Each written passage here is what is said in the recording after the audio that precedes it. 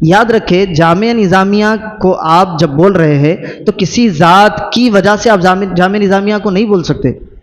کیوں نہیں بول سکتے؟ کیونکہ جامعہ نظامیہ کی ادارہ ہے، ایک یونیورسٹی ہے. یونیورسٹی میں تمام مکاتب فکر کے لوگ آتے ہیں، حتیٰ کہ یہاں کے پہلے وزیر یا میں سمجھتا ہوں چیف منسٹر کچھ تھے، ہندو تھے، وہ خود جامعہ نظامیہ کے فارغ تھے. جب آندھرا پردیش بنا، انڈیا آزاد ہوا، پہلے وزیر بننے والے یہاں آندھرا پردیش کے وہ ہندو تھے اور انہوں نے جامعہ نظامیہ میں تعلیم حاصل کی. اور میں میری خود بات بتاؤں، میری ایک جماعت کلاس میں مولوی میں عالم میں ایک دوست تھے ہمارے جو مہدوی تھے، جماعت ساتھی تھے. اب وہ نظامیہ سے پڑھا، نظامیہ سے سند حاصل کیا. شیعہ حضرات بھی آتے ہیں نظامیہ میں تعلیم حاصل کرتے ہیں، نظامیہ کی سند کو حاصل کرتے ہیں، کیونکہ نظامیہ کی سند کی ایک اہمیت ہے، ایک ویلیو ہے، ایک قدر ہے. نگاہ دنیا بھر میں اس کو ایک قدر کی نگاہ سے دیکھا جاتا ہے اس سند کو. تو کوئی بھی آتا ہے ڈگری حاصل کرتا ہے، وہ ڈگری کے بیس پر وہ جا کر میں نظامیہ کا فارغ ہوں اپنے عقائد کو پھیلانے لگے گا تو یہ نظامیہ کے عقائد نہیں ہوں گے. یہ اچھی طرح آپ ذہن میں رکھیں. کسی انڈیویجول شخصیت کی جو رائے ہوتی ہے وہ نظامیہ کی رائے نہیں ہوتی. نظامیہ کا منہج قرآن اور حدیث ہے، اور نظامیہ کی جو منہج ہے وہ منہج شیخ الاسلام بانی جامعہ نظامیہ ہے.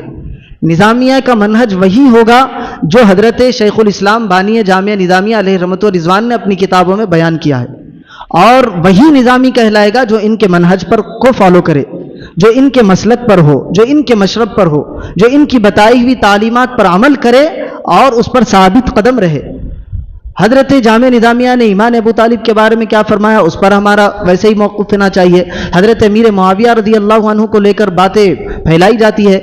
بعض حضرات کیا کرتے ہیں، حضرت بانی جامعہ کی کتابوں سے لفظ باغی کو اٹھا کر دیکھیے کہ امیر معاویہ کے بارے میں باغی کا لفظ حضرت شیخ الاسلام نے استعمال کیا، یقیناً کیا ہے، انہوں نے بغاوت کی تھی، استعمال کیا ہے، لیکن آپ کو وہیں باغی نظر آتا ہے اور اسی نام کے آگے رضی اللہ عنہ نظر نہیں آتا.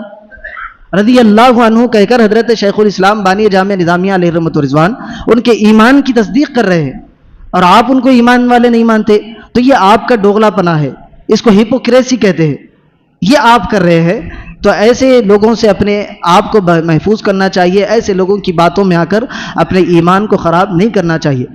وہ اچھا علم والا بھی ہوگا. اللہ تعالیٰ قرآن میں ارشاد فرماتا ہے یضل بہ کثیرا ویہدی بہ کثیرا. ہم اسی قرآن کے ذریعے، قرآن کے علم کے ذریعے ہم بہت سوں کو گمراہ بھی کرتے ہیں، بہت سوں کو ہدایت بھی دیتے ہیں. تو ہدایت کا ملنا کمال ہے، علم کا ملنا کمال نہیں ہے. علم کسی کے پاس بھی آ سکتا ہے، ہدایت ہر کسی کے پاس نہیں آتی. تو فلاں کے علم کو دیکھ کر آپ اس کے پیچھے ہو رہے ہیں.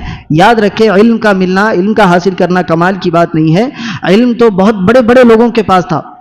ابو الفضل اور فیضی کا نام آتا ہے، اکبر بادشاہ کے خاص مشیروں میں ان کا نام آتا ہے. انہوں نے اکبر بادشاہ کو ایسے ایسے مشورے دیے اور اکبر بادشاہ کی ایسی تعریفیں باندھی.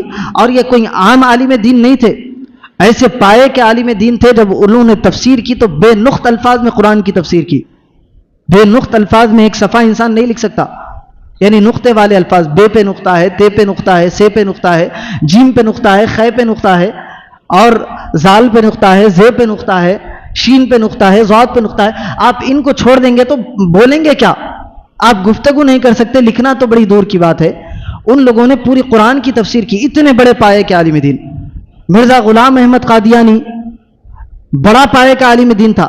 تو علم کا ملنا کمال کی بات نہیں ہے، ہدایت کا ملنا کمال کی بات ہے. تو کسی کے علم کو دیکھ کر بڑا عربی بول رہا ہے، بڑی اچھی گفتگو کر رہا ہے، آپ اس کے پیچھے جا رہے ہیں اور اپنے ایمان کو خراب کر رہے ہیں. یاد رکھیں ایسے لوگوں سے اپنی حفاظت کرے. اور آپ دیکھیں کہ نظامیہ کا کیا موقف ہے، وہی ہمارا اگر موقف ہے تو ویلکم ہے اس شخص کا. نہیں ہے نظامیہ کے منہج سے، اس کے مسلک سے ہٹ رہا ہے، اس سے اپنی دوری کے اختیار کرے. کیونکہ میں نے جو بات کہی ہے کہ علم کا ملنا کمال نہیں ہے، ہدایت کا ملنا کمال ہے. ہدایت والوں کو آپ تلاش کریں.